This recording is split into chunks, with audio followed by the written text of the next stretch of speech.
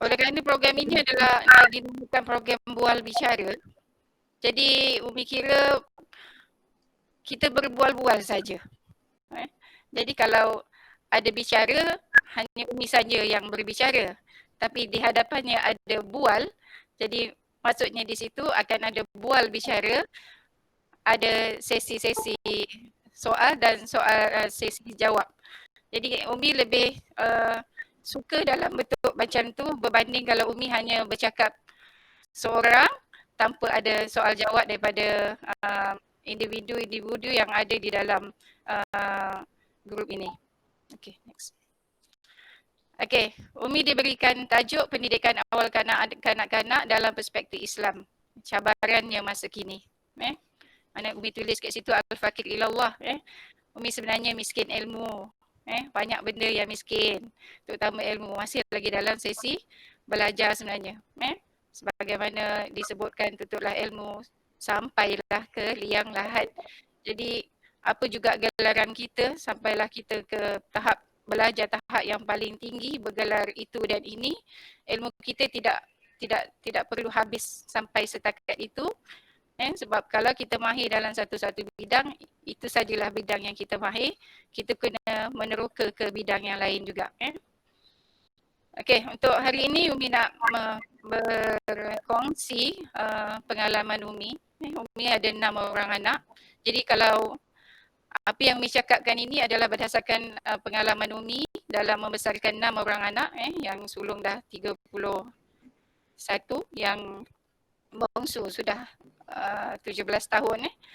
Jadi dalam keadaan kita bekerja, banyak juga cabaran-cabarannya yang kita terpaksa tempuh apabila kita mempunyai anak yang agak ramai dan rapat-rapat macam Umi ni. Okey.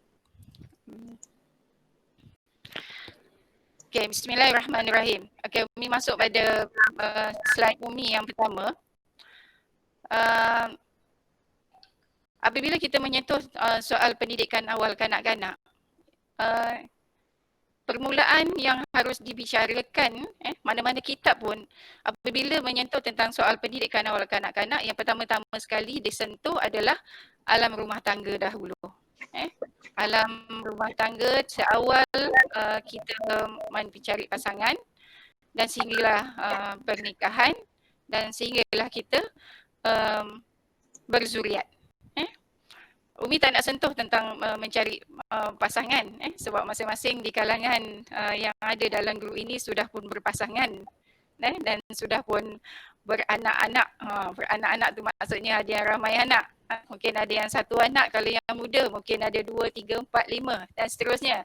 Dan di sini juga Umi rasa ramai juga yang mempunyai anak yang sudah berada di alam remaja. Jadi Umi nak sentuh tentang matlamat perkahwinan itu adalah di awalnya adalah untuk menyambung zuriat, menyambung ummah Nabi Muhammad sallallahu alaihi wasallam. Jadi di awal-awal perkahwinan sebelum mendapatkan zuriat, kedua ibu bapa kita lah kita hendaklah selalu berdoa dan berharap agar kita dikurniakan zuriat yang soleh. Mi dalam slide yang pertama ini Mi sertakan doa Nabi Ibrahim dalam surah As-Saffat ayat ke-100. Rabbi habli minas salihin. Ya Tuhanku, anugerahkanlah kepadaku seorang anak yang termasuk orang yang soleh. Maknanya ini adalah matlamat perkahwinan kita yang sebenar. Kita perlukan zuriat, hendakkan zuriat yang soleh, yang akan membawa kita ke syurga. Bukan hanya zuriat yang pandai. Kita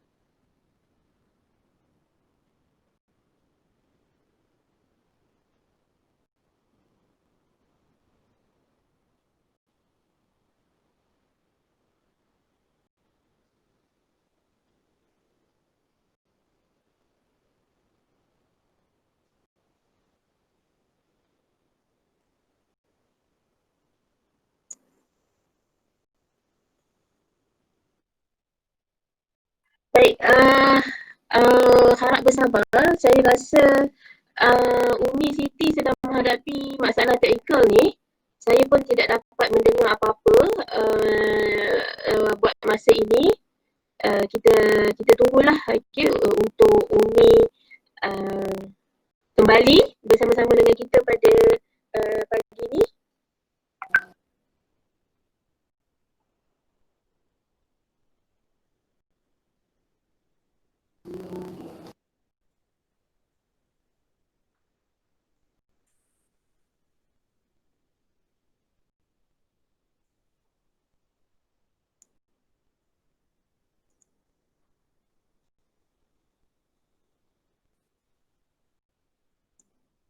Sambil-sambil tu saya harap kita sama-sama dapat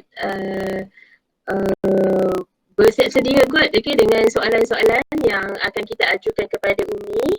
Mungkin banyak persoalan-persoalan yang sebenarnya selama ini terbuku dalam fikiran kita, bagaimana nak menyelesaikan perkara tersebut, masalah ataupun apa-apa yang berkaitan. Jadi harap kita dapat berkongsi jawapan tersebut bersama dengan Umi. Jadi kepada rakan-rakan kita yang baru bersama-sama kita, kita sebenarnya telah pun bermula bual bicara lebih kurang 20 minit yang lalu, tetapi buat masa ini saya difahamkan Umi mengalami sedikit masalah teknikal di sana, ya. Umi berlokasi di Tadika Al-Abid kalau tak silap saya tadi, dan mungkin ada masalah-masalah tertentu yang kita tidak dapat jangka, dan saya rasa kita tunggu sedikit masa lagi. Dan seperti mana yang saya maklumkan tadi, mungkin ada perkara-perkara yang kita nak bertanya ataupun nak berkongsi pandangan dengan Umi, ya. Jadi kita harap Umi dapat kembali kepada kita secepat yang mungkin. Dan alhamdulillah saya dapat lihat ramai rakan-rakan kita daripada luar UiTM ni, dan yang saya dapat di tag ada rakan-rakan daripada Pulau Pinang, ya. Selamat datang, terima kasih kerana sudi bersama-sama dengan kami, ya. Ada juga rakan-rakan dari Shah Alam juga, alhamdulillah, terima kasih juga dapat bersama-sama dengan kami pada pagi ini. Seperti yang saya dah maklumkan tadi, kita sebenarnya telah pun bermula, dah 20 minit lebih dan kita bermula, tetapi tanpa dijangka berlaku masalah teknikal sikit pada puan penceramah kita, dan sekarang kita masih menanti puan penceramah untuk kembali kepada kita pada pagi ini, ya. Dan kalau ada di antara kita yang nak berkongsi, bercerita ataupun berkongsi apa-apa yang menarik berkenaan dengan tajuk kita, pendidikan awal kanak-kanak, cabaran pada masa kini, saya rasa bolehlah, ya, kita berkongsi, sama ada nak terus berkongsi secara verbal ataupun menerusi chat room kita, ya. Alright. Dan saya pun sebenarnya tak berani nak cakap banyak berkenaan pendidikan awal kanak-kanak ni, sebab pengalaman menjadi ibu tu hanya kepada seorang anak lelaki. Jadi walaupun seorang sebenarnya, tapi saya rasa cabarannya seolah-olah saya ada 10 orang anak lelaki. Okey, alhamdulillah. Okey, Umi dah kembali kepada kita. Okey. Silakan Umi, silakan. Okey. Umi dah tak ingat tadi sampai mana dah bercakap tadi, membebel tadi. Umi, sebelum ni Umi, sebelum Rasulullah ni. Sebelum Rasulullah. Slide sebelum. Okey. Ini slide sebelum ni tentang doa Nabi Ibrahim, doa Nabi Ibrahim. Okey, ini merupakan doa Nabi Ibrahim ketika dia memohon untuk dikurniakan zuriat. Jadi Umi sebenarnya ada 2 orang anak yang telah berkahwin, yang seorang dah 5 tahun, seorang 3 tahun, sampai sekarang masih belum dikurniakan zuriat lagi. Jadi ini di antara ayat-ayat yang Umi beri pada anak Umi suruh amalkan. Okay, itu di antara usahanya. Wallahu a'lam bisawab. Selebihnya Allah Subhanahu Wa Taala yang menentukan. Jadi Rabbi habli minas salihin. Jadi mana yang belum dapat anak atau memang telah ada anak sekarang ni pun, kalau boleh amalkanlah. Amalkan doa ini. Doa Nabi Ibrahim, kita tengok macam mana selepas itu Allah memakbulkan doa dia dan dikurniakan seorang anak yang soleh, iaitu Nabi Ismail.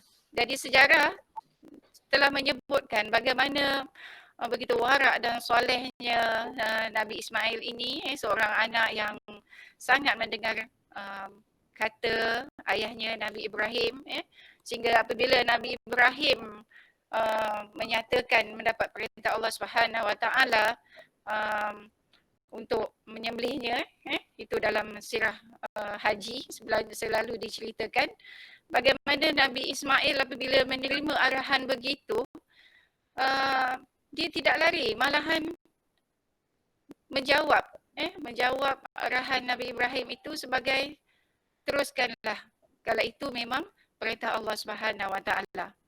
Kita ni kadang-kadang anak kita ni belum suruh apa-apa lagi, dah tak boleh.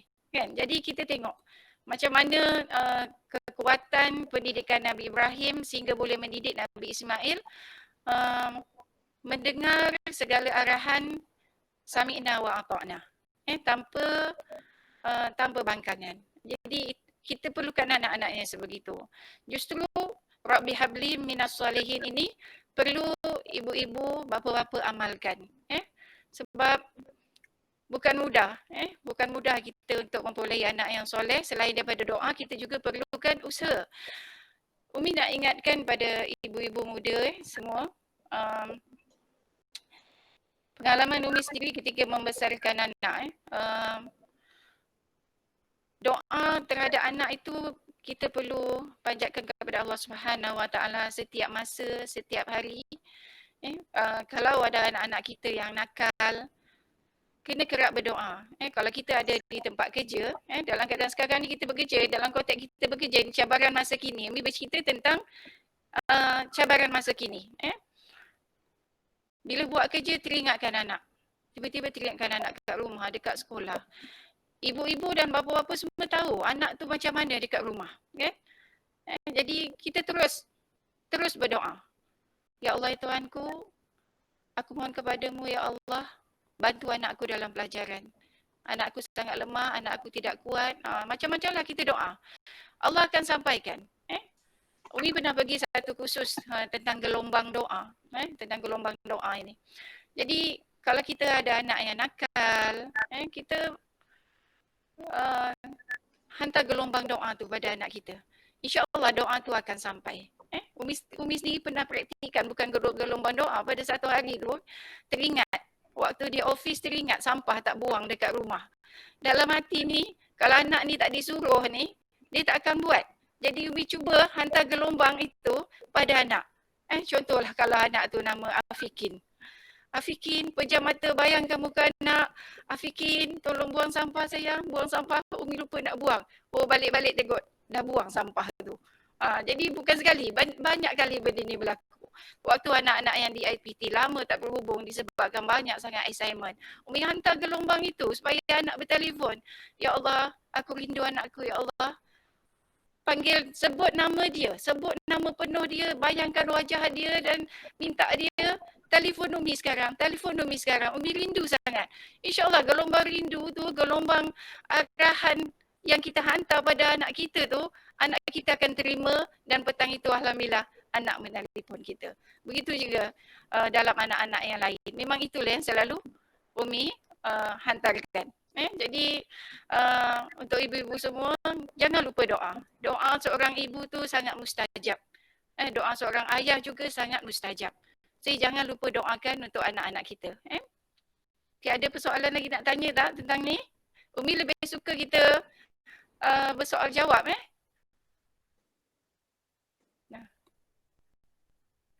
Silakan kalau ada apa-apa persoalan buat Umi.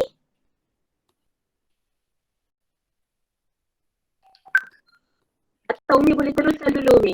Agaknya okey. Mokanya sedang mengumpul soalan ni. Banyak soalan ni Allahu sebenarnya ni. Akbar.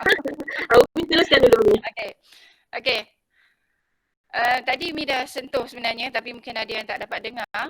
Apabila kita hendak menjadikan anak kita anak-anak yang soleh dan soleha, kita perlukan seorang untuk jadikan contoh. Jadikan contoh. So, kita perlu kembali kepada sirah Rasulullah sallallahu alaihi wasallam. Kita perlu belajar bagaimana Rasulullah sallallahu alaihi wasallam dibesarkan. Bagaimana akhlak Rasulullah sallallahu alaihi wasallam ketika dia bergaul bersama sahabat-sahabat permainan dia. Umi nak sentuh sedikit tentang kisah Rasulullah ketika mana dia dibesarkan sewaktu dia disusukan oleh Halimatus Sa'diyah ketika 2 tahun disusukan. Jadi 2 tahun itu Halimatus Sa'diyah akan mengembalikan dia kepada ibunya Siti Aminah. Jadi apabila sampai kepada Siti Aminah, Halimatus Sa'diyah ni beliau sangat sayang kepada Rasulullah SAW. Jadi tak mau berpisah. Jadi dia berjumpa dengan Siti Fatimah, mengatakan hasratnya agar memberikan dia ruang dan peluang untuk menjaga Rasulullah SAW selama beberapa tahun lagi. Jadi diizinkan sehinggalah sampai ke umur 4 atau 5 tahun dia dikembalikan kepada keluarganya. Sewaktu itu Siti Aminah telah pun wafat dan kemudian dia jaga oleh datuknya. Ketika Rasulullah SAW dijaga oleh datuknya ini, dia dah lama tak jumpa dengan sepupu-sepupunya. Datuknya ada anak nama Abu Talib. Abu Talib ni ada anak yang sangat ramai. Jadi Rasulullah tak kenal sebab dia 4 tahun atau 5 tahun berada bersama dengan Siti Fatimah, Halimatus Sa'diyah.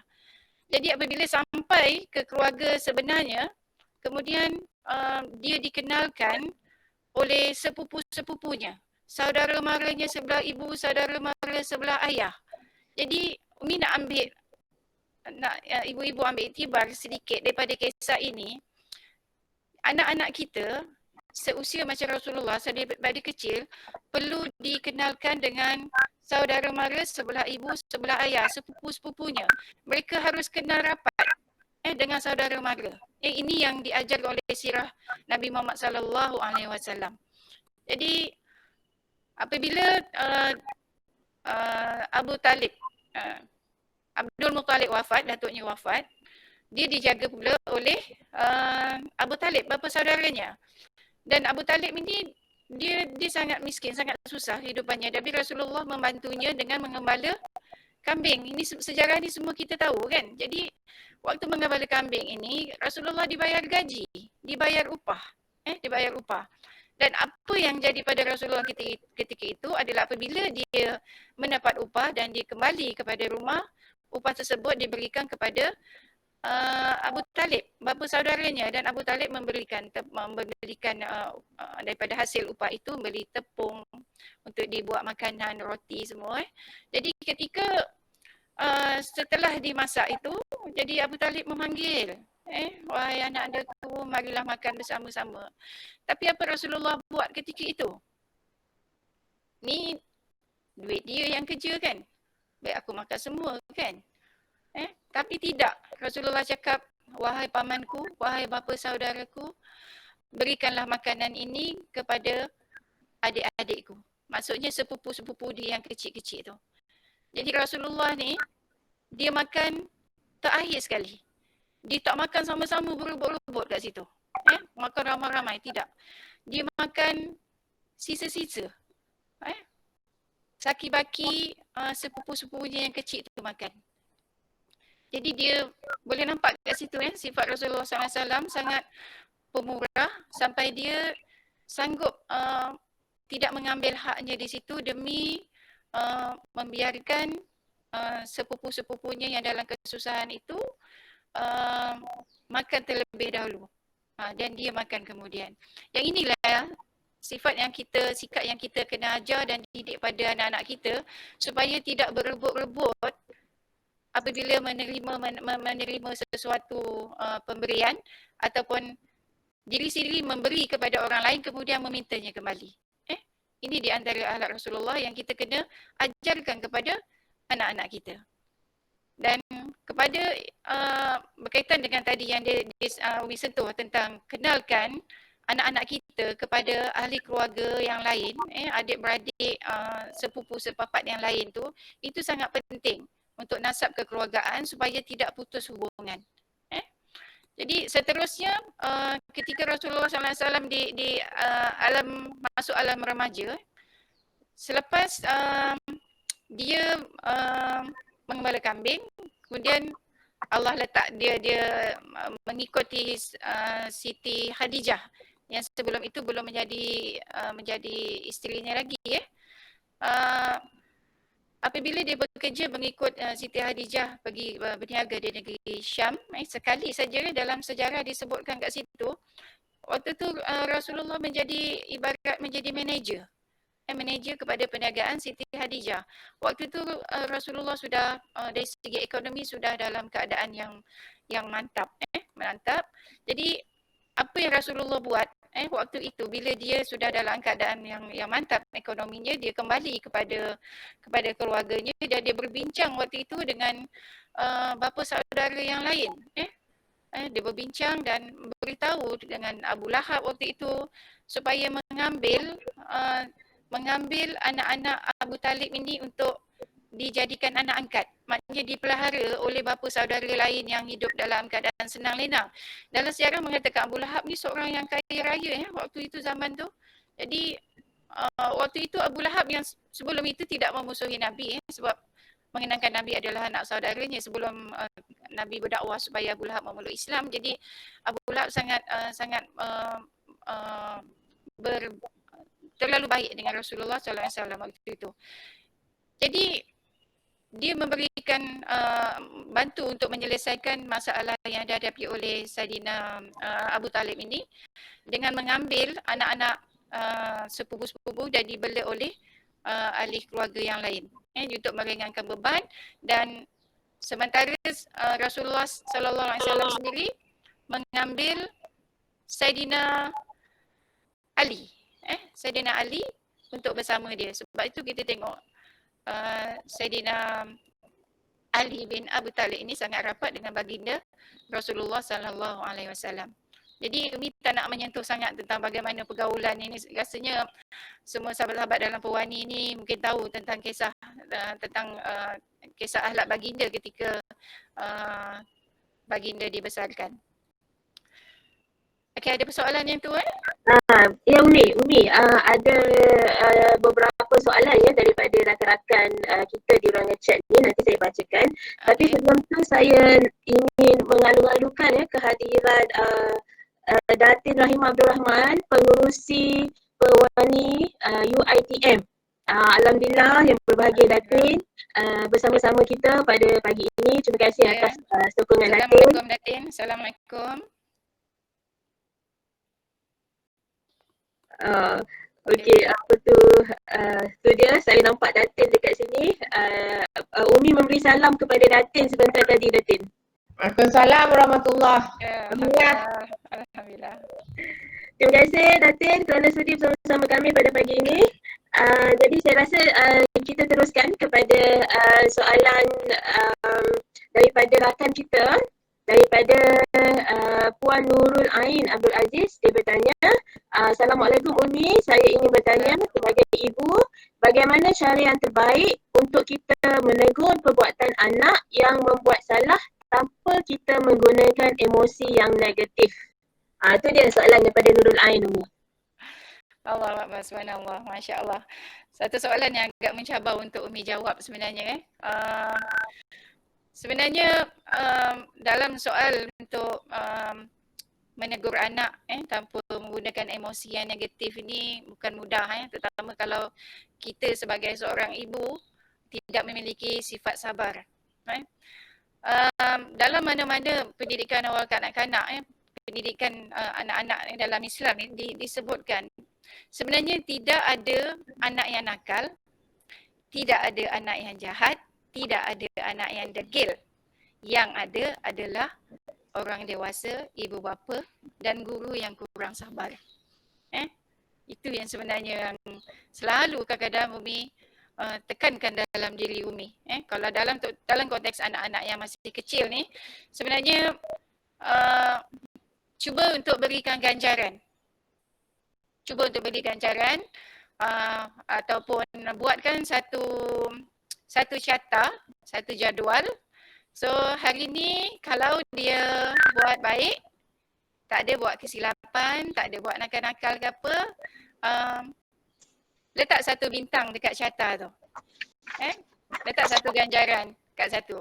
Sekarang ni boleh buatlah, cari batang aiskrim kat kedai, letak stiker bintang. Okey, untuk hari Jumaat ini, okey, Wais Hanzalah ni tadi anak Nurul Ain Wais Hanzalah, bagus. Sebenarnya kita tak perlu untuk meletakkan kesalahan itu sebagai maksudnya sebagai satu hukuman. Okey, contoh kalau kita buat carta, dia nakal hari ni, kita tak nak bagi bintang. Tak payah. Sebenarnya yang perlu dipuji kerap anak-anak ni adalah perkara baik yang dia lakukan. Kerap perkara baik yang dia lakukan itu kita bagi pujian. Kalau yang perkara yang tak elok tu just buat teguran, belai, pelukkan. Pelukkan dia. Beritahu Umi sebenarnya sayang dengan kamu. Sayang dengan kamu. Kembalikan dia kepada sirah Nabi Muhammad sallallahu alaihi wasallam. Dan bagaimana Rasulullah dulu ketika kecilnya tak pernah buat ni. So jangan point kat anak tu, kenapa nakal sangat ni? Jangan point anak macam tu. Sebab anak akan rasa dalam hati dia kata, oh memang dia ni nakal sebenarnya. Wallahu a'lam bishawab. Baik Umi, ada lagi satu soalan yang dikongsikan oleh rakan kita juga, Puan Norino Abdul Aziz. Dia tanya, Assalamualaikum Umi Siti, boleh share tips bagaimana nak jadikan anak kita seperti sahabat baik atau kawan-kawan kita? Terima kasih Umi. Okey. Yang ini sebenarnya ada dalam slide Umi yang seterusnya. Nanti boleh Umi jawab kemudian Boleh Umi. Teruskan Umi. Okey, tak ada lagi So Umi kembali kepada Umi, Umi teruskan. Okey. Slide seterusnya tentang wanita hebat di zaman Rasulullah sallallahu alaihi wasallam. Umi tegaskan lagi sekali, untuk mendapatkan anak yang soleh dan solehah itu tidak mudah. Pendidikan awal itu bermula daripada rumah. Jadi siapa yang ada dalam rumah? Itulah ibu atau ayah. Dan siapa saja yang ada dalam rumah. Anak-anak di awal usia kanak-kanak dia akan menyerap apa saja.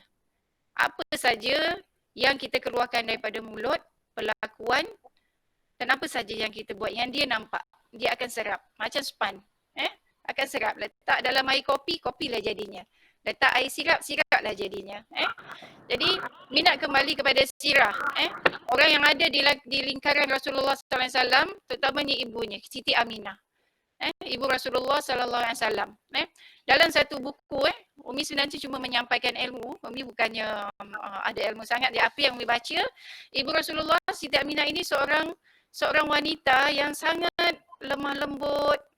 Di samping dia adalah seorang wanita yang cantik pada zamannya, dia lemah lembut, berakhlak, sangat bersopan santun. Sehingga waktu Abdul Muttalib mahu meminang Siti Aminah ini, sampai beliau mengatakan bahawa aku tidak pernah bertemu dengan seorang wanita muda yang sangat baik dan begitu lemah lembut akhlaknya. Sangat bagus. Sebab itulah dia meminangkan Siti Aminah untuk dikahwinkan dengan ayahanda Rasulullah, iaitu Abdullah. Jadi dia seorang ibu yang sangat penyayang. Jadi kita tengok kat situ, Rasulullah mempunyai seorang ibu yang sangat baik akhlaknya, sangat lemah lembut. Jadi dia mewarisi juga sifat-sifat ibunya di situ, walaupun Rasulullah SAW hanya bersama dengan ibunya tidak lama.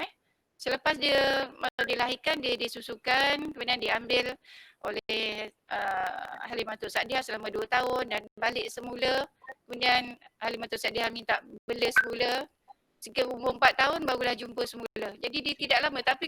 Tapi Rasulullah menyerap akhlak Saidina Siti Aminah itu. Jadi begitulah kita sebagai seorang ibu. Kita perlu jaga akhlak kita, perlakuan kita, percakapan kita depan anak-anak kita.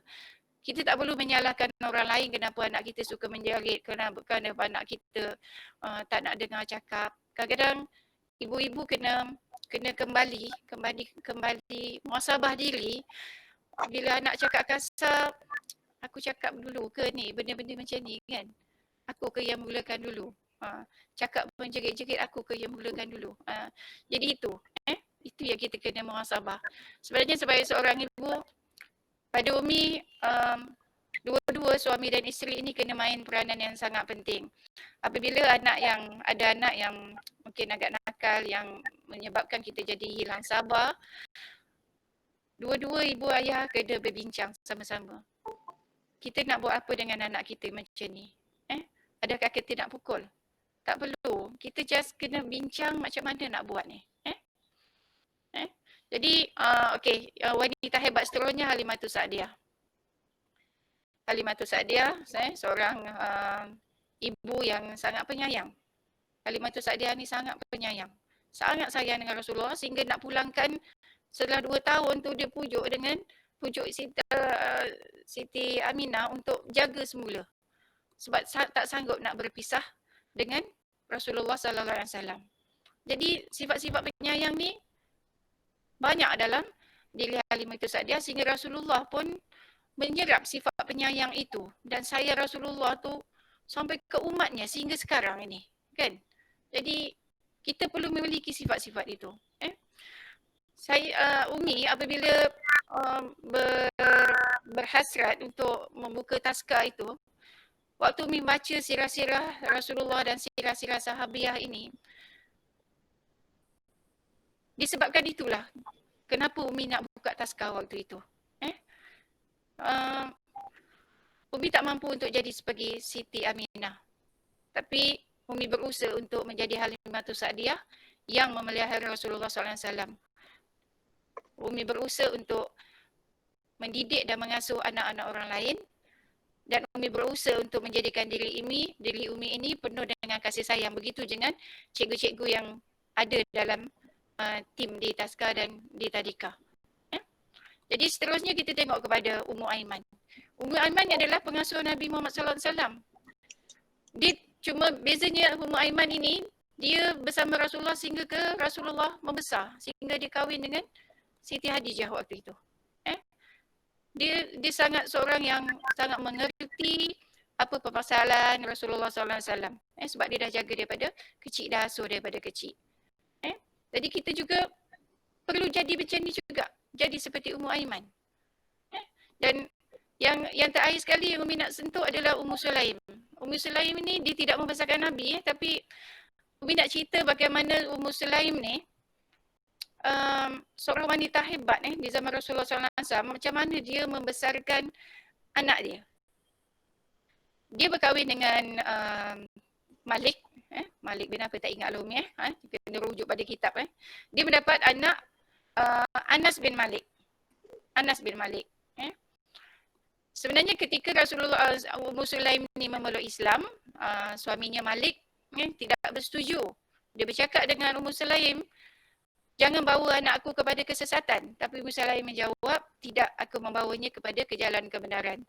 Jadi Malik ni macam merajuk, dia tinggalkan Ummu Sulaim dan juga anaknya Anas ni. Kemudian dalam perjalanan dia dibunuh oleh musuh. Jadi kemudian Ummu Sulaim ni menjadi janda. Dan dia ada anak kecil, Anas bin Malik. Dan semua rasanya tahu kalau baca sejarah, Anas bin Malik ini adalah merupakan anak kecil yang menjadi pembantu Rasulullah sallallahu alaihi wasallam. Baik, kalau kita tengok kenapa Ummu Sulaim menyerahkan anaknya untuk menjadi pembantu Rasulullah?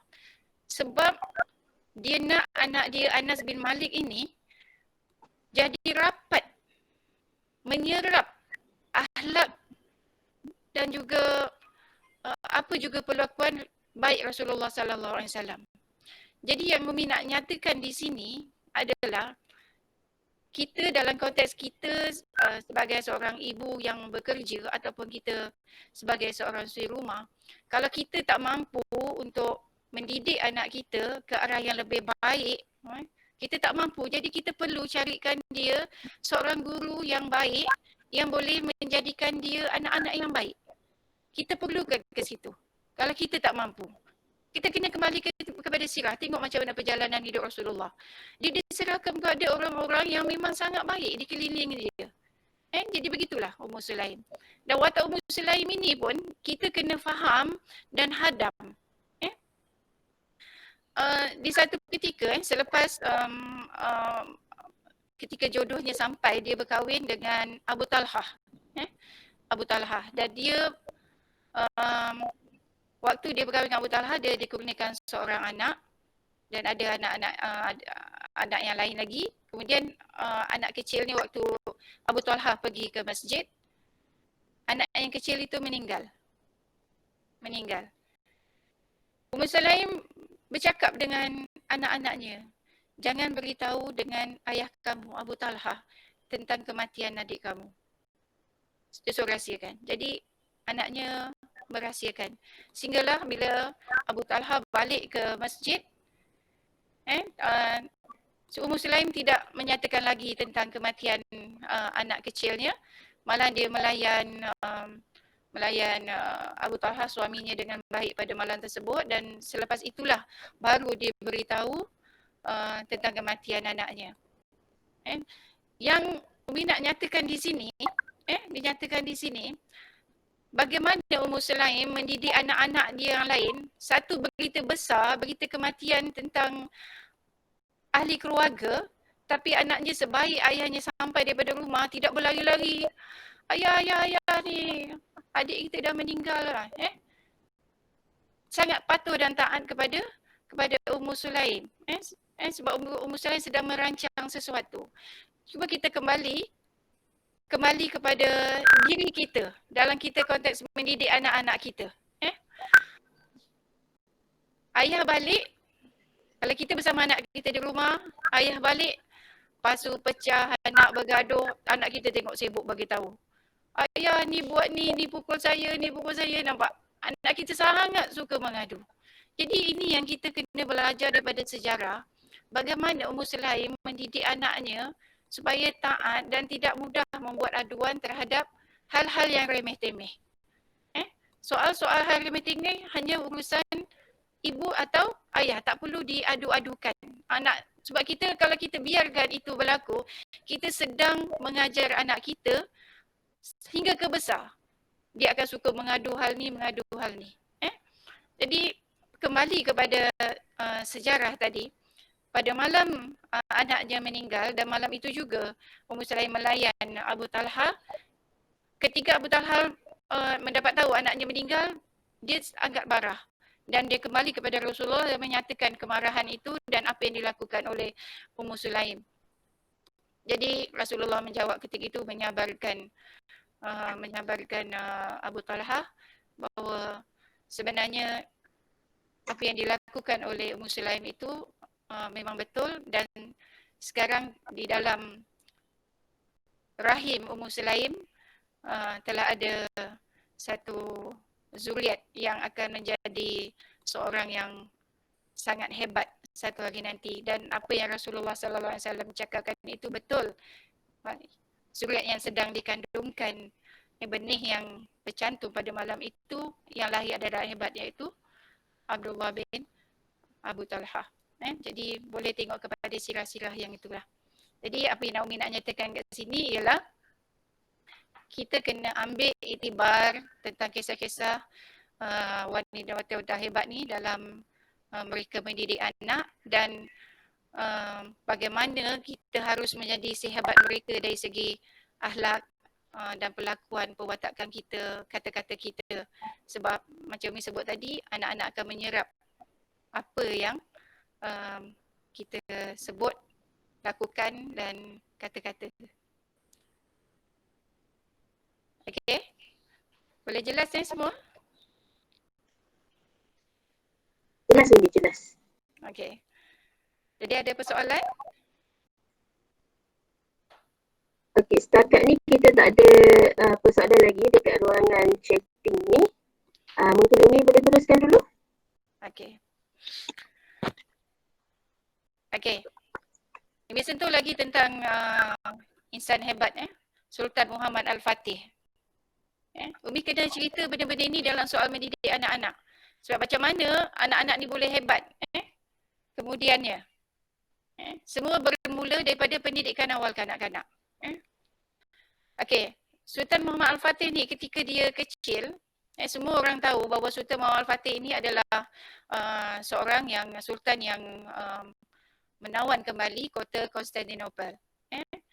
Ibu Sultan Muhammad Al-Fatih ketika membesarkan Al-Fatih, sewaktu Muhammad Al-Fatih kecil, dia sentiasa membawa Muhammad Al-Fatih ni pergi ke satu tebing dan di sana dia mengangkat Sultan Muhammad Al-Fatih menunjukkan kepada Sultan Muhammad Al-Fatih bahawa anakku di sebelah sana adalah kota Konstantinopel. Jadi dia bercakap kamulah yang akan mengembalikan Konstantinopel itu kepada Islam.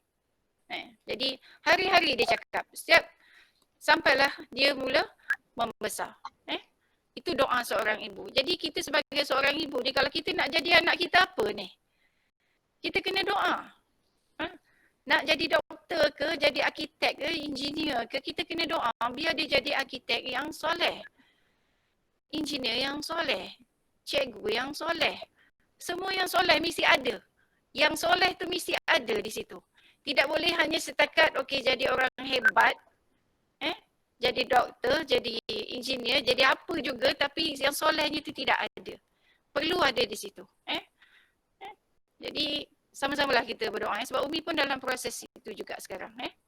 Kemudian perancangan si ayah dalam menjadikan anak untuk jadi wira Islam. Ayah juga perlu merancang. Anak itu nak dijadikan apa? Perancangan itu penting. Kita tak boleh cakap, tengok orang sana anak dia berjaya ke, kita pun nak macam tu juga. Tapi perlu ada perancangan daripada awal. Dan kita tengok perancangan si ayah. Sultan apa nama ayahnya? Allahu Akbar. Subhanallah. Lupa pula Umi. Sultan Murad. Sultan Murad menyerahkan Sultan Muhammad Al-Fatih ni untuk dijaga oleh orang-orang hebat. Sultan Muhammad Al-Fatih ni macam kanak-kanak lain juga dalam sejarah dia seorang yang nakal. Mungkin dia manjak sana, manjak sini, tak nak dengar cakap, suruh belajar, tak nak belajar. Melawan cakap guru-gurunya. Sebab dia ada 2 orang kakak, 2 orang abang, adik-beradik. Tapi 2 orang ni akhirnya meninggal sewaktu usia masih kecil. Jadi bila dia sendiri, dia duduk di dalam lingkungan istana, dalam kemewahan. Jadi dia watak manja tu berlebihan kat situ. Dia bukan seorang yang tidak pandai, tidak cerdik. Dia cerdik tapi dia nakal sebab dia diberikan kemanjaan. Dikelilingi dia kemewahan, jadi dia manja. Jadi Sultan Murad ni berfikir tak boleh jadi budak ni kan. Sebab nak jadikan dia ni wira Islam orang hebat satu hari nanti. Panggil Islam yang hebat. Jadi Sultan Murad menyerahkannya kepada seorang ulama yang lain. Jadi tak jadi juga. Nakal juga. Tak nak dengar cakap juga. Sampailah dia kepada seorang ulama yang lain. Apabila diajar, diberi tunjuk ajar, Sultan Muhammad Al-Fatih ni mentertawakan. Tapi ayahnya Sultan Murad telah memberikan dia ulama tersebut satu batang tongkat yang Sultan Murad minta untuk hukum sekiranya dia buat salah. Jadi satu hari ketika dalam proses pembelajaran itu Sultan Murad main-main, ketawa dan hari itu tongkat itu singgah di badannya. Jadi dia terperanjat.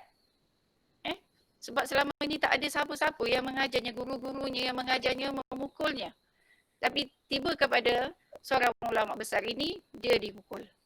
Jadi bermula daripada situlah didikan dan disiplin yang keras untuk menjadikan Muhammad Al-Fatih ini sebagai sultan yang hebat yang menakluk kembali kota Konstantinopel bermula. Dan selepas dia disiplinnya dijaga, barulah dia diserahkan kepada Syekh Samsudin. Di sini Syekh Samsudin mengajarkan dia hadis, banyak-banyak ilmu-ilmu tentang agama Islam dan sebagainya. Okey? Ada soalan? Okey, kalau tak ada soalan, Umi nak bagi saranan kepada rakan-rakan pewani. Di antaranya peranan ibu bapa sangat penting dalam mendidik anak-anak. Sama ada mendidiknya secara langsung ataupun kita mencarikan dia guru dan tempat untuk dia belajar. Carikan guru. Kita tak mampu, kita carikan dia guru. Dan guru itu ibu bapa kena tahulah, kena jelas akhlaknya bagaimana. Tadi kita dah cerita tentang Rasulullah SAW. Ketika dia kecil, dia berada dengan siapa. Jadi ibu bapa kalau nak carikan guru, kena tengok gurunya macam mana. Tempat untuk kita didik anak kita. Carikan dia, pilih guru yang terbaik. Kemudian, jika ketegasan diperlukan untuk mendidik anak, lakukanlah. Janganlah takut nak pukul anak nanti masuk penjara. Sediakanlah rotan dekat rumah. Saya di Tadika Al-Abid ni minggu lepas, 2 minggu lepas. Bila cikgu, salah seorang guru berjumpa dengan seorang ibu mengatakan anak muridnya, si anak berlaku begini, begitu, begini. Jadi dengan tidak disangka-sangka, keesokannya ibunya datang ke sekolah bersamanya sebatang rotan. Cikgu pukullah dia. Tapi apa yang Umi cakap dengan Cikgu Umi, jangan gunakan rotan tu. Selagi boleh menggunakan nasihat, kata-kata nasihat, gunakanlah.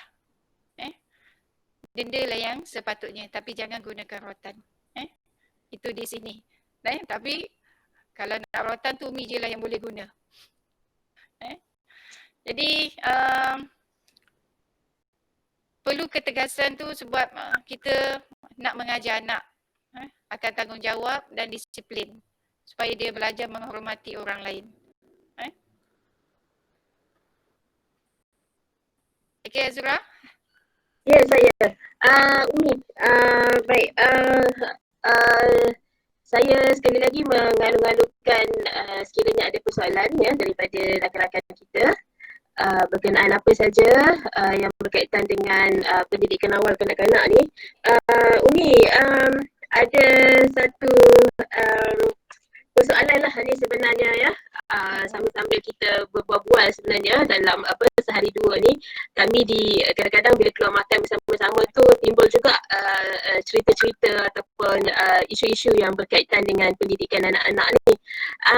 Dalam perbualan kami tu kami ada menyentuh tentang anak-anak ni kadang-kadang ada ketika tertentu dia mudah berada dalam keadaan tantrum. Maksudnya macam kadang-kadang mengamuk bila ditegur. Kadang-kadang dia melaksanakan dia berbuat perkara-perkara yang kita rasa macam kita kategorikan sebagai melampau lah pada ketika itu. Jadi Umi, mohon pandangan Umi lah bagaimana nak menguruskan perkara ini, soal ini, anak ini sekiranya berlaku keadaan yang sedemikian. Okay, bismillahirrahmanirrahim. Bila tantrum ni berlaku, Umi terima juga soalan ni daripada beberapa orang rakan dan juga ibu-ibu muda bila anaknya tantrum. So kalau ikut kepada kajian sains ni, dia mungkin bukan nak kata satu penyakit. Sebenarnya dia perlukan perhatian daripada ibu ayah. Dan kadang-kadang kalau melalui pelukan pun dia tak menjadi juga. Dan kadang-kadang bila kita diamkan, akhirnya tantrum itu akan hilang. Tapi Umi ada satu amalan yang Umi laksanakan dalam sepanjang Umi mendidik anak-anak Umi. Sekiranya ada sesuatu itu memang agak sukar untuk kita selesaikan ketika mendidik anak-anak. Umi dapat ini pun daripada seorang tuan guru ketika yang mengajar sekolah pondok, dan dikatakan bahawa apa yang berlaku pada anak kita, sama ada kenakalan dia ataupun apa sajalah yang mencabar kesabaran ibu bapa itu, sebenarnya kita perlu ubati dengan ayat Al-Quran ataupun doa. Kadang-kadang mungkin roh anak tu sendiri yang sedikit nakal. Jadi kebiasaannya amalan yang Umi laksanakan adalah selesai solat subuh. Ini boleh ambil amalkan, dan alhamdulillah mana-mana sahabat-sahabat Umi atau ibu muda yang pernah Umi berikan tips ini mengamalkannya, dan insya-Allah agak mujarab. Okay, selepas solat subuh bacakan Al-Fatihah dengan satu nafas sebanyak 40 kali. Waktu bacaan Al-Fatihah itu kita sedekahkan pahalanya kepada roh anak kita dan kepada anak kita. Niatkan dalam hati supaya anak kita ni tidak seperti yang kita inginkan lah. Maksudnya kalau dia nakal, kalau dia kerap tantrum, buat kita marah ke apa. Okey, bacakan Al-Fatihah sebanyak 40 kali. Sekali nafas. Al-Fatihah sekali nafas, berhenti. Cukup satu, ambil nafas, baca lagi. Cukup sampai 40 kali. Dan sedekahkan bacaan Al-Fatihah itu buat anak kita. InsyaAllah. Itu yang dapat Umi berikan tips. Selain daripada kaedah pujukan, pelukan kan. Wallahualam. Baik, Umi, terima kasih. Dan saya rasa saya panjangkan semula soalan daripada rakan kita ni tadi berkenaan, saya kira dia berkaitan dengan slide yang Umi sedang tunjukkan sekarang. Bagaimana nak jadikan anak kita sebagai sahabat baik atau kawan-kawan kita? Soalan yang awal dari itu. Silakan Umi. Okey. Bismillahirrahmanirrahim. Norin Aziz yang tanya soalan ni tadi. Okey. Kita kena kembali kepada yang 0 hingga 7 tahun tu. Didikan penuh kasih sayang dan kemanjaan. Okey, bila kita dah mencurahkan kasih sayang dan kemanjaan tu pada anak kita akan jatuh sayang pada kita. Umi selalu sentuh dalam tulisan-tulisan Umi di FB. Umi kata kalau kita sayang orang, orang sayang kita. Kita benci orang, orang benci kita. Gelombang itu akan sampai. Kalau kita tak suka dengan seseorang, kita menyampah dengan seseorang, gelombang tu akan sampai. Si A benci dengan seseorang, benci dengan B akan terasa. Akan rasa benci orang ni tak suka aku, dia akan terasa. Begitu dengan sayang. Kasih sayang ni. Jadi untuk anak-anak ni memang kalau boleh untuk 0 hingga 7 tahun ni, kalau boleh memang dunia jadi penuh dengan kasih sayang dan kemanjaan. Tidak ada tengking dan tidak ada herdik. Walau bagaimanapun disiplin boleh diterapkan sedikit demi sedikit. Sebab tu kalau ada orang tanya dengan Umi, mengapa dekat taska tu kanak-kanak sampai ada mungkin dalam 20 orang, macam mana budak-budak ni boleh begitu berdisiplin? Berbanding kalau dekat rumah, Allahu Akbar, seorang je pun jadi kalang kabut, anak kecil tu. Jadi sebenarnya di taska ataupun tadika, kasih sayang itu diwujudkan di situ. Memanjakan anak-anak juga wujud di situ. Kemudian apabila masuk ke fasa 7 hingga 14 tahun, apabila didikkan penuh kasih sayang dan kemanjaan ni bukannya maksud kita berikan apa yang dia nak. Memanjakan dia, peluk dia, macam itulah. Kemudian dia akan berlarutan sehingga 7 hingga 14 tahun, dia dah tahu dah mak dengan ayah dia memang sangat sayang dia, sangat memanjakan dia. Jadi dia pun akan sayang dan manja dengan mak dan ayah dia. Jadi dia akan berterusan. Bila masuk 7 ke 14 tahun, kita masuk kepada didikan penuh disiplin untuk faham tanggungjawab. Didikan disiplin. Waktu inilah dalam 10 tahun sudah disentuhkan. Apabila umur 10 tahun, kalau tak solat, boleh rotan. Tapi rotan di mana? Di kaki, di tapak kaki. Bukan rotan belasah. Jadi maknanya tu sekarang rotan itu sangat perlu. Perlu ada di rumah. Kalau tak nak pukul pun buat jadi tayangan je lah. Jadi hiasan dekat rumah. Nampak tak apa kat dinding tu. Jadi 7-14 tahun perlu disiplin. Kena disiplinkan diri. Macam mana nak disiplinkan diri? Disiplin ni wujud apabila ibu atau ayah disiplin juga. Umi nak bagi contoh sangat simple. Waktu mandi petang. Kalau ibu ayah dah disiplinkan diri, dah mandi dulu pukul 7, pukul 6, ibu ayah dah mandi. Okey, ibu ayah nak mandi. Jom kita mandi. Semua anak-anak akan mandi pukul 6. Tapi kalau pukul 6 kita masih belum mandi lagi, waktu cuti sekolah lah, Mil cerita tentang cuti sekolah. Ibu ayah pun masih lagi buat kerja lain kan, main handphone ke apa, suruh anak pergi mandi. Anak takkan mandi sebab tak ada disiplin kat situ. Disiplin tu tidak dimulakan oleh ibu atau ayah. Jadi semua sekali nak buat untuk anak-anak, mendisiplin anak-anak adalah ibu bapa perlu disiplinkan diri juga. Kemudian tadi sentuh tentang didikan fasa remaja. Macam Umi, anak-anak Umi sekarang memang dah masuk alam remaja semua. Memang kita kena jadi kawan dengan dia. Dengar cerita dia. Dengar cerita dia. Tak betul lah kalau anak dah masuk sekolah menengah. Sekarang ni bila masuk sekolah menengah, tengok cerita dia dah lain. Tak macam cerita masa di sekolah rendah. Dia dah mula dengan kawan bersosial dia tu dah lain. Jadi kadang-kadang kalau kita nak tengok anak kita ni bercerita atau tidak dengan kita lagi tentang masalah dia, masa ni lah kita nak tahu. Maknanya kalau dia tak nak bercerita dengan kita tentang masalah dia yang dia hadapi, dia lebih cari kawan-kawan dia, maknanya kita dah kalah kat situ. So sebelum kawan-kawan dia tarik dia, didikan daripada yang pertama, 0 hingga 7, 7 hingga 14, 14 hingga 21, 7 hingga 14 ni lah kita kena tarik dia dulu. Sehingga dia rasa dia hanya bergantung kepada ibu dan ayah dia.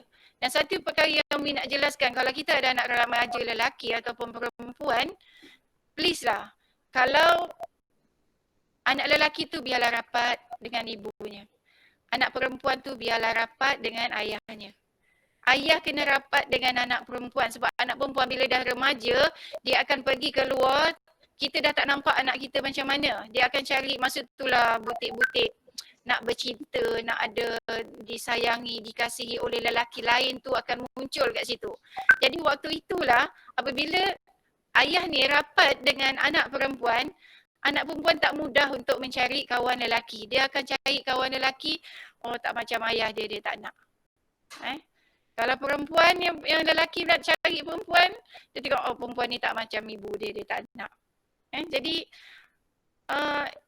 anak lelaki, anak ayah kena rapat dengan anak perempuan, anak ibu kena rapat dengan anak lelaki. Kenapa ibu kena rapat dengan anak lelaki? Sebab anak lelaki ni satu hari dia akan menjadi keluarga dan dia akan jadi ketua keluarga dan dia akan mencari seorang isteri dan dia perlukan contoh yang baik. Contohnya kalau ibunya sama seorang yang solehah, yang baik, yang bagus, dia akan cari perempuan yang seperti ibunya. Jadi berbalik kepada soalan macam mana cara nak rapat dengan anak adalah kita kerap bertanya dengan dia masalah dia, ada masalah apa, tu jalan sama-sama,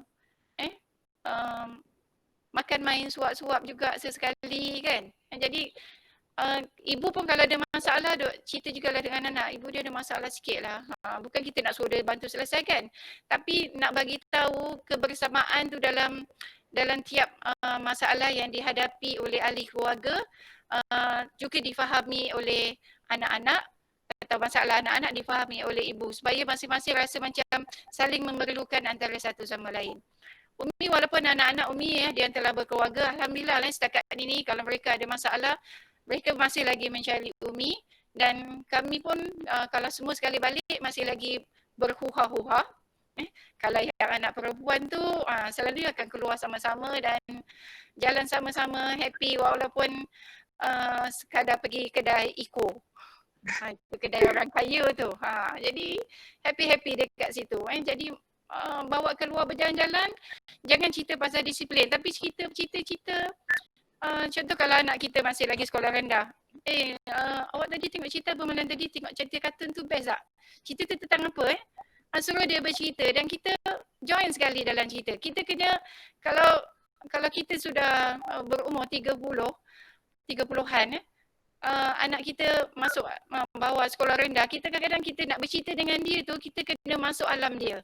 Kita tak boleh terlalu membawa watak ibu ketika bercerita dengan anak-anak tentang cerita yang dia nak ceritakan. Wallahualam.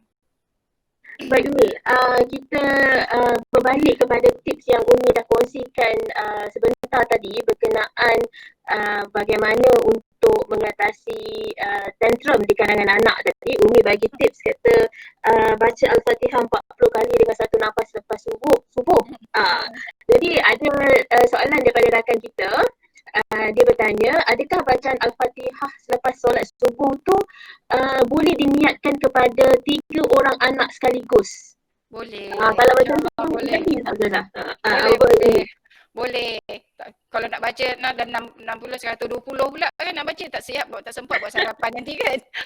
Okey, insyaAllah boleh. Jadi sebenarnya itu sangat penting. Waktu bacaan itu kita membayangkan wajah anak-anak kita tu. Yang penting tu. Sama juga waktu kita mendoa. Please kalau berdoa, waktu doa tu tolong sebut nama anak tu dengan penuh. Tolong dia sebut nama anak dengan penuh. Anak Umi dulu yang Umi terpaksa cerita juga kat sini pengalaman Umi. Anak Umi nombor 2. Sekarang dah jadi ustaz dah sekarang ni. Waktu kecilnya sangat nakal. Masuk alam remaja sangat menguji Umi. Selalu Umi menangis disebabkan dia. Selalu bincang dengan suami Umi. Macam mana kita ni kita selalu macam suami pun selalu pergi bagi talk pada ibu bapa, kepada remaja-remaja kan. Jadi kita ni didik anak orang lain tapi anak kita ni nakal ni macam mana ni? Perlu ada kebersamaan situ. Jadi di antara yang Umi lakukan itulah adalah doa dan sebut nama dia. Sebut nama dia panjang-panjang tu. Tolonglah dengar cakap Umi. Tolonglah dengar cakap Umi. Tak naklah sebut nama dia kat sini jadi dengarlah dia kebir. Tapi doa yang sentiasa berterusan. Jadi cuma sehinggalah satu ketika apabila dia tamat belajar, apabila dia ditawarkan untuk mengajar ke satu sekolah tahfiz, dia pun berjumpa dengan Umi. Umi tolong doakan dapat tawaran mengajar kat sekolah tahfiz ni. Apa yang berlaku waktu tu, Umi memang ucap Alhamdulillah. Tapi Umi cubit pipi Umi. Umi cubit kuat-kuat. Umi cubit tangan Umi. Aku tengah mimpi ke ni? Aku tengah mimpi ke anak aku nak pergi ngajar ni, nak jadi ustaz? Bila dia cakap tolong doakan tu, Umi dah rasa macam nak berjurai air mata. Dan waktu tu dia jauh, dia bertelefon. Kalau dia dekat, Umi nak peluk dia. Umi nak bagi tahu, ya Allah, Allah dengar doa Umi. Allah dengar doa Umi. Dan akhirnya dia mendapat tawaran itu dan sehinggalah sekarang dia berada di tempat yang sepatutnya dia berada. Okey. Saya sendiri rasa macam terharu dengan apa yang dikongsikan dengan oleh Umi sebentar tadi. Dan ada lagi satu soalan ni Umi. Bagaimana kita sebagai ibu bapa dapat mendidik hati dan juga mengelakkan diri dari suka membandingkan antara anak-anak.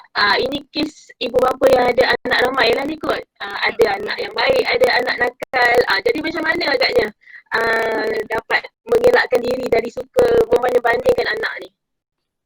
Silakan Umi. Allahu Akbar. Susah juga nak jawab pengalaman Umi sendirilah membesarkan 6 orang anak ni. Setakat ini untuk Umi belum pernah sendirilah membandingkan anak-anak Umi dengan yang lain. Masing-masing ada kelebihan dan kelemahan tersendiri. Cuma kalau yang lebih tu kita puji, yang lemah tu kita baiki. Jangan kena banyak doa sendirilah untuk diri sendiri. Supaya kita tidak jadi ibu yang selalu membanding-bandingkan anak. Masing-masing anak-anak tu ada kelebihan tersendiri. Jadi Umi tak tahu nak jawab persoalan ni macam mana. Sebenarnya ikut pengalaman Umi sendiri, Umi setakat ni belum pernah membandingkan. Cuma kalau dalam soal anak yang nakal atau anak yang baik, macam Umi sebut tadi tu, tidak ada anak yang nakal. Yang ada adalah seorang ibu yang kurang sabar dalam mendidik anaknya. Okey, itu saja Zura. Buat masa ni Umi teruskan dulu dengan perbincangan Umi yang seterusnya. Okey, Umi kira dah selesai tentang persoalan pendidikan anak. Sebab Umi sebenarnya nak bawa nak bawa semua sekali kembali kepada zaman Rasulullah dan juga zaman sahabat ketika mendidik anak-anak. Apa yang sepatutnya ada dalam diri seorang ibu bapa itu.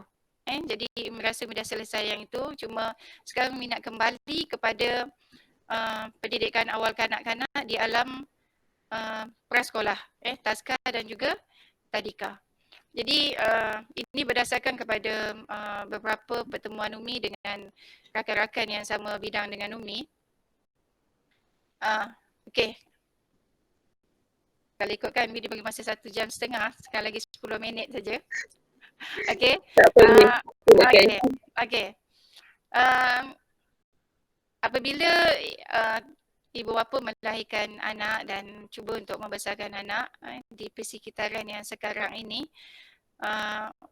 mereka perlukan orang lain untuk mendidik dan mengasuh. Betul kan Zura? Terutama bagi kita yang berkerjaya.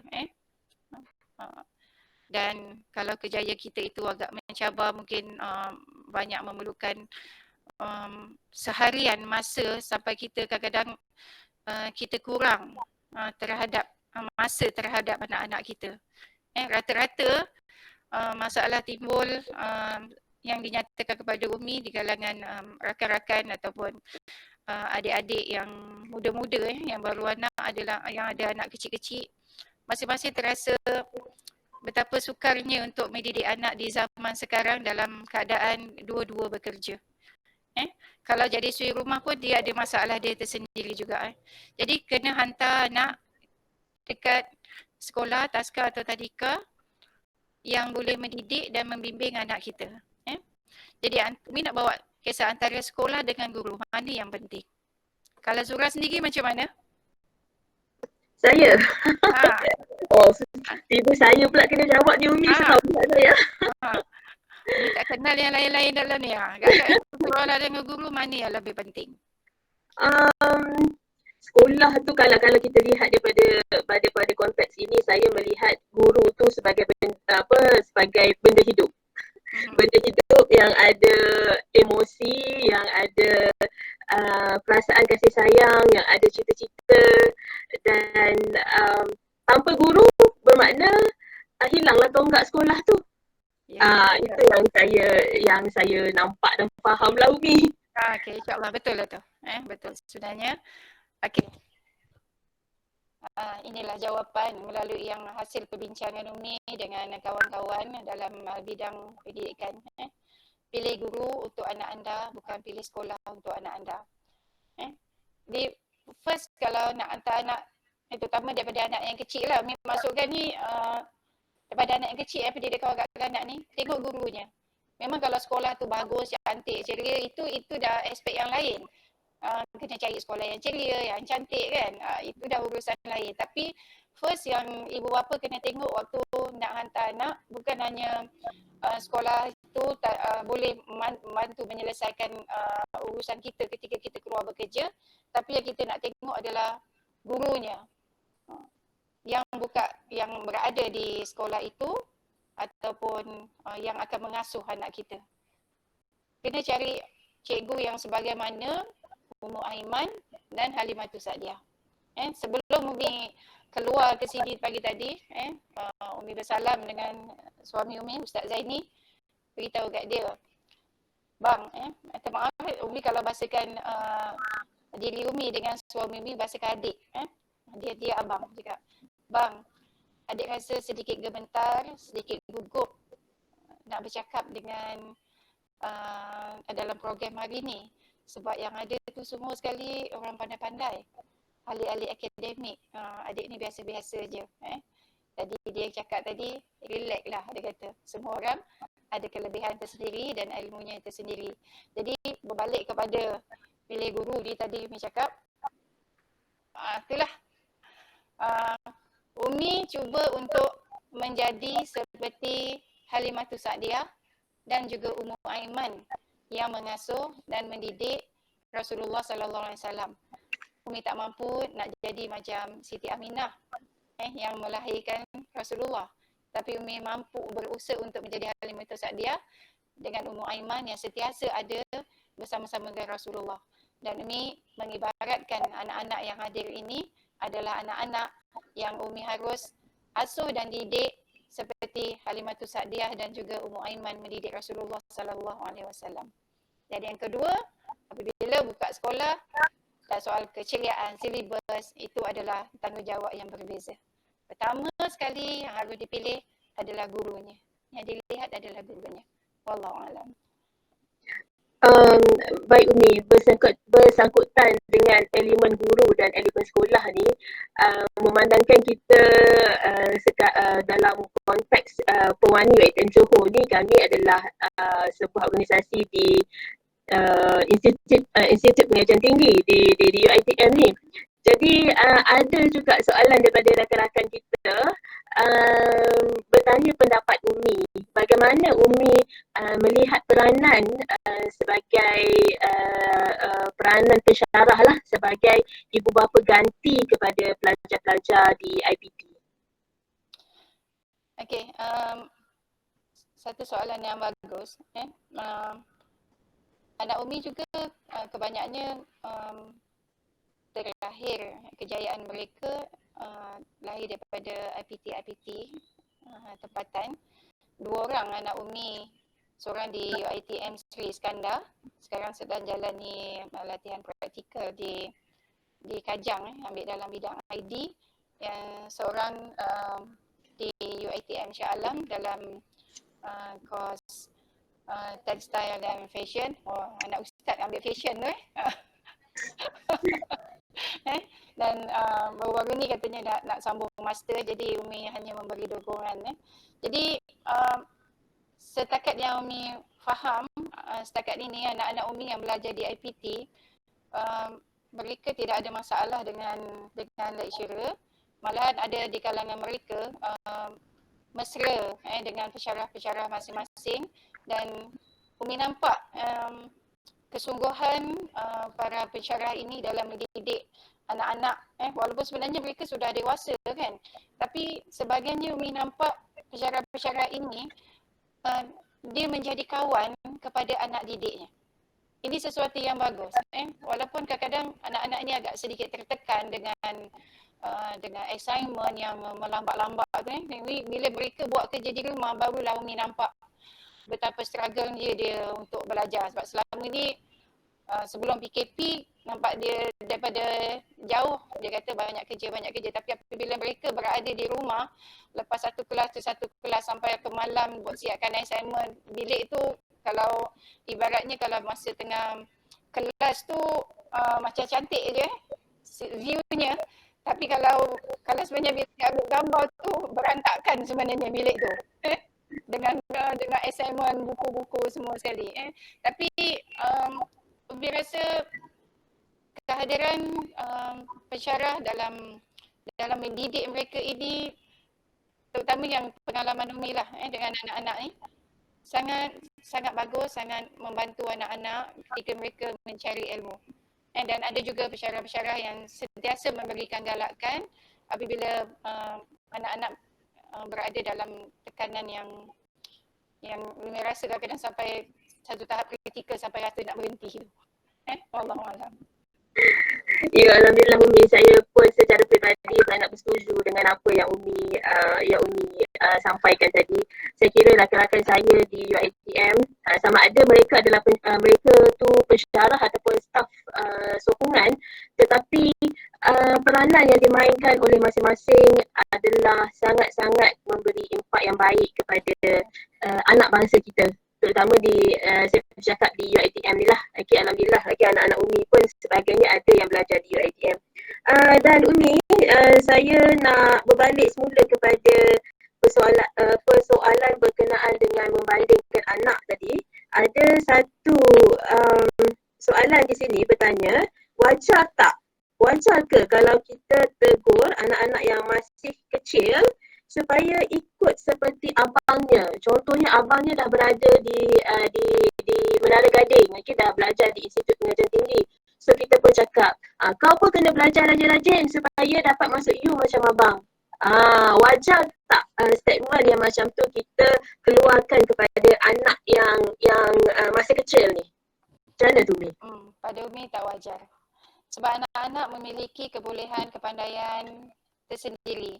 Mungkin ada bidang-bidang yang mereka cenderung ke arah ada kemahiran, ada yang lebih kepada akademik. Jadi jangan diukurkan kejayaan itu apabila masuk universiti. Sebab apabila kita kata kena belajar macam abang, tengok abang dapat masuk universiti. Apabila dia tidak dapat masuk universiti di atas tidak cukup kredit sehingga dia lepas untuk masuk ke universiti itu, dia akan rasa drop. Aku ni teruk sangat, aku ni tak pandai sampai tak boleh masuk universiti. Sedangkan kejayaan itu boleh dicipta dalam bidang yang lain. Dia mungkin cenderung untuk memilih kemahiran tersendiri. Jadi hantar dia ke tempat-tempat yang memberikan dia kemahiran. Mesti institut kemahiran negara ke, MARA ke kan. Dia boleh berjaya di bidang yang itu. Tidak semestinya masuk universiti terus dicap sebagai seorang yang berjaya. Berapa ramai remaja-remaja yang berada di universiti akhirnya jadi orang yang tidak berjaya. Ini bukan bermaksud Umi kata dia tak perlu masuk universiti. Itu satu keperluan. Tapi bukan kita kata tak masuk universiti tu memang tak berjaya. Jadi anak-anak ni kita ibu bapa kena tengoklah. Okay, dia cenderung kalau dia suka baiki barang-barang rosak ke apa kan. Mungkin tahap yang dia boleh belajar adalah tahap kemahiran begitu. Jadi hantar dia ke bahagian-bahagian yang macam tu lah. Jadi jangan membanding-bandingkan anak. Baik Umi. Jadi itu tips ya. Lagi satu, jangan membandingkan anak. Dan saya rasa kita sampai pada soalan yang terakhir Umi. Sebelum Umi buat kesimpulan berkenaan tajuk kita pada pagi ini. Ada satu soalan ni bertanyakan tips kepada Umi. Bagaimana nak jadikan diri kita ni sebagai ibu bapa yang bahagia. Umi, kita nak mencari bahagia ni sebagai ibu bapa. Apa agaknya tips yang bersesuaian tu Umi, kalau Umi boleh kongsikan? Okay. Bismillahirrahmanirrahim. Kebahagiaan tu sebenarnya suatu yang subjektif. Dia diukur oleh diri kita sendiri sebenarnya. Kita tak boleh melihat, mungkin ada orang luar dia mengukur diri Umi apabila Umi menulis di FB tentang anak-anak Umi bagaimana begitu begini, ataupun tulisan-tulisan Umi yang tentang menyentuh tentang keibubapaan, ataupun Umi keluar bersama suami pergi ke luar negara untuk tambah ilmu sedikit dan gambar bersama, adakah itu dinilai sebagai kebahagiaan? Tidak sebenarnya. Dia sesuatu yang subjektif. Cuma yang Umi boleh kongsikan di sini, Umi masih lagi menekankan bahawa ibu bapa, kita suami isteri perlu memainkan peranan yang penting untuk mencipta kebahagiaan itu. Bagi seorang ibu, contohnya apabila anaknya dapat balik berkumpul ramai-ramai, bicara dan bercerita tentang isu-isu semasa tanpa ada gaduh-gaduh. Bagi seorang ibu itu adalah apabila mungkin dia terlantar sakit, tiba-tiba anak-anaknya semua dalam keadaan sangat sibuk balik menziarahi, mengedepikan kesibukan dunia, kesibukan diri.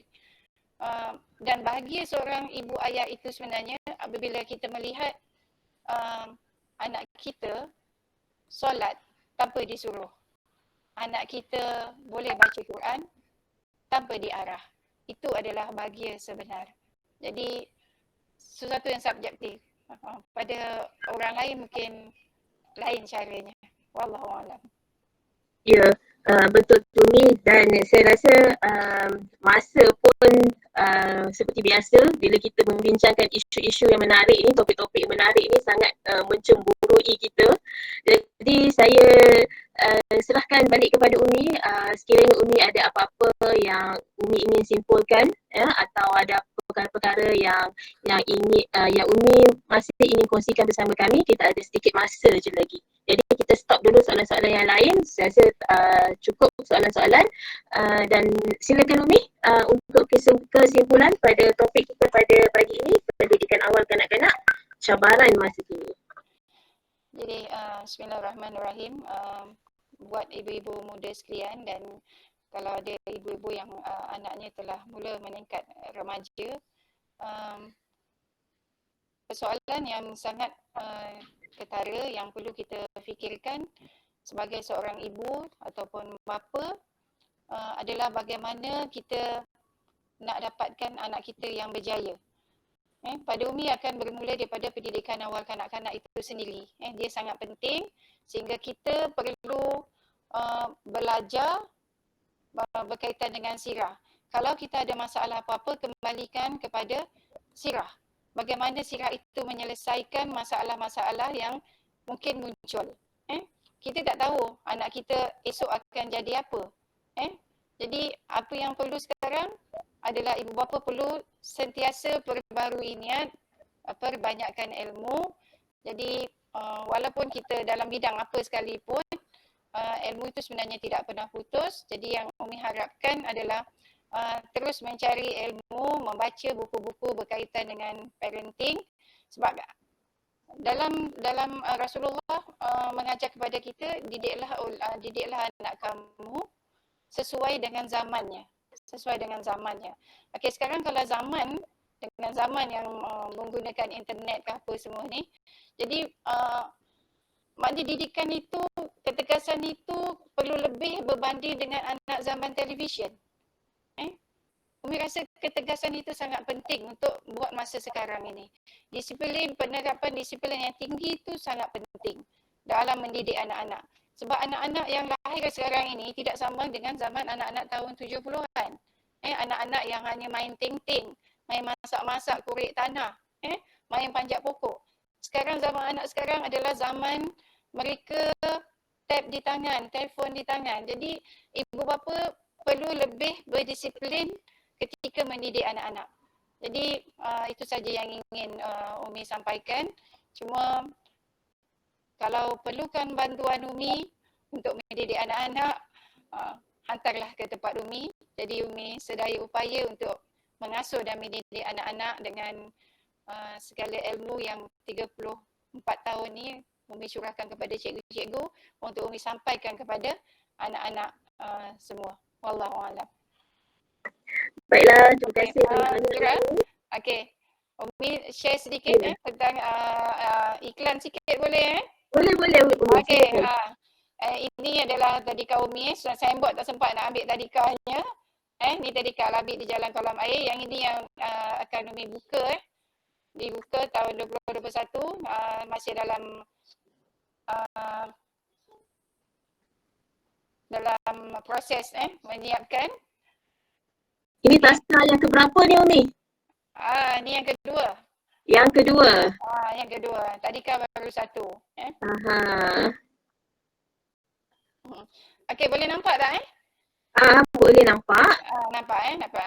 Jadi selain daripada taska Al-Abid, Umi juga sebenarnya merupakan penyelia di 4 buah tadika Ar-Radah bawah Abim yang sekarang lagi masih lagi beroperasi di Gemerih, Bukit Siput, Paya Pulai dan juga Sedamat Baru. Jadi kalau nak ikutkan kehidupan Umi, jadual kerja Umi sangat agak padat sebenarnya.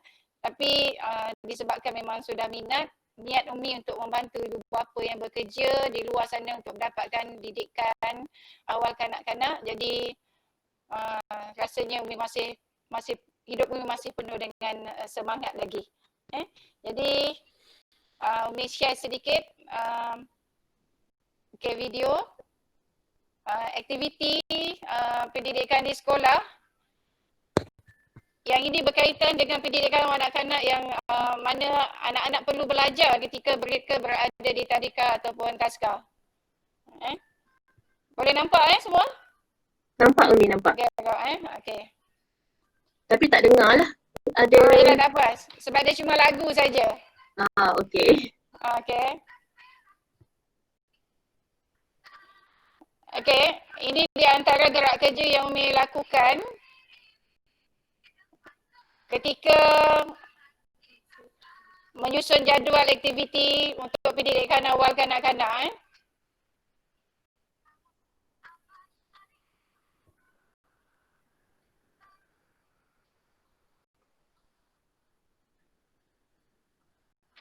Lajukan boleh.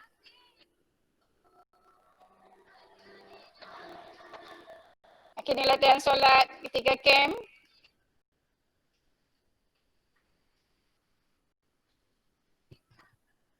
Ni dia ada guru-guru yang Umi latih.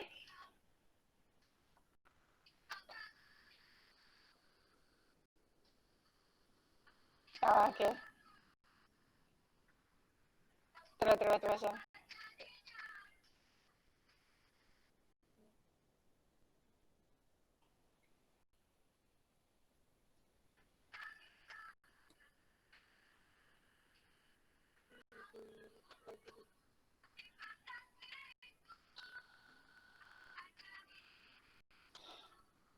Okey, di mana-mana sekolah pun pertemuan dengan ibu bapa sangat penting untuk melaporkan perkembangan anak-anak di mana apabila berlaku perkara-perkara yang negatif ataupun positif, kena juga dilaporkan kepada ibu bapa supaya kebersamaan dalam menyelesaikan anak-anak ketika membesar ini dapat kita lakukan dengan baik.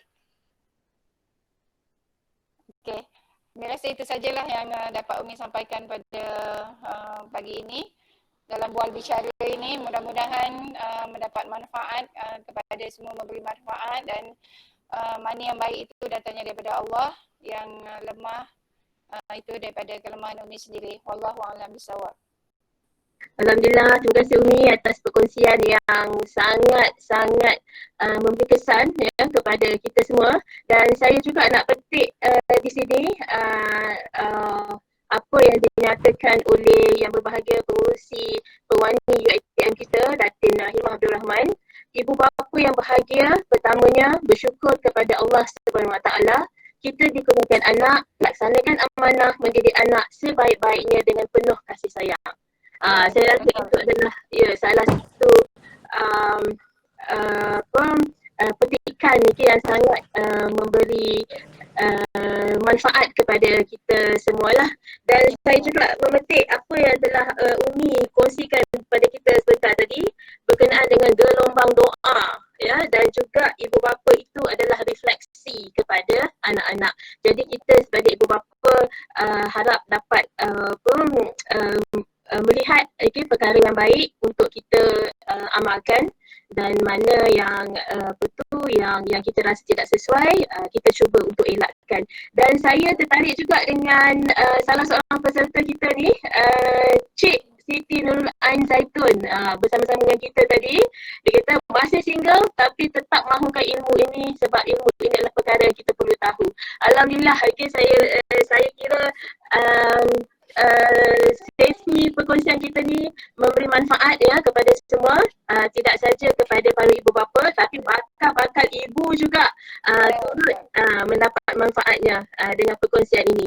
Jadi terima kasih sekali lagi saya ucapkan kepada wanita hebat ini, Puan Siti Rafiq Ambasar, atau lebih dikenali dengan panggilan Umi.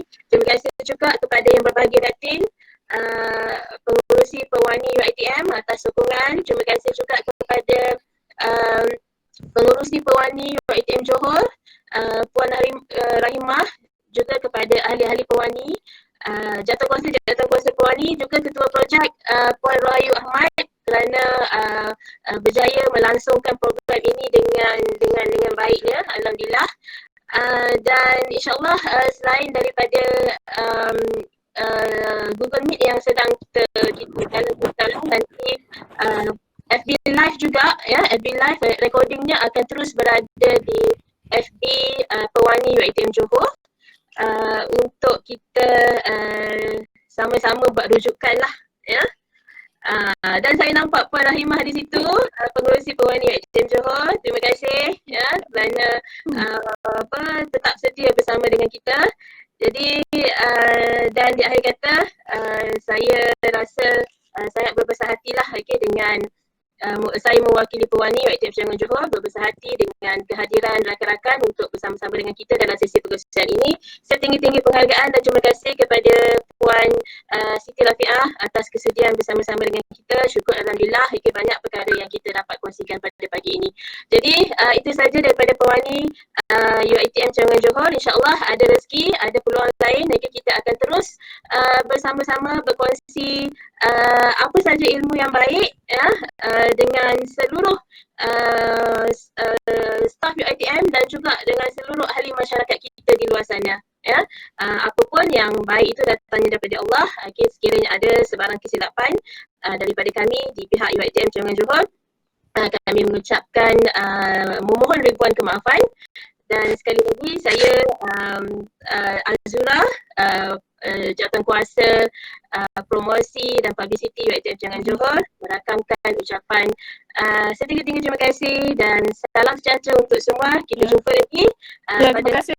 yang akan datang, insyaAllah. Terima kasih pada Latin juga, pada semua yang ada. Yang silakan Puan, ya. Ya, insyaAllah itu je. Baik, terima kasih Puan Rahimah. Jadi sekali lagi terima kasih semua. InsyaAllah kita jumpa lagi pada masa-masa yang akan datang. Teruslah menyokong aktiviti Pewani. So salam sayang buat semua. Salam Pewani dan salam UiTM di hatiku. Assalamualaikum. Assalamualaikum.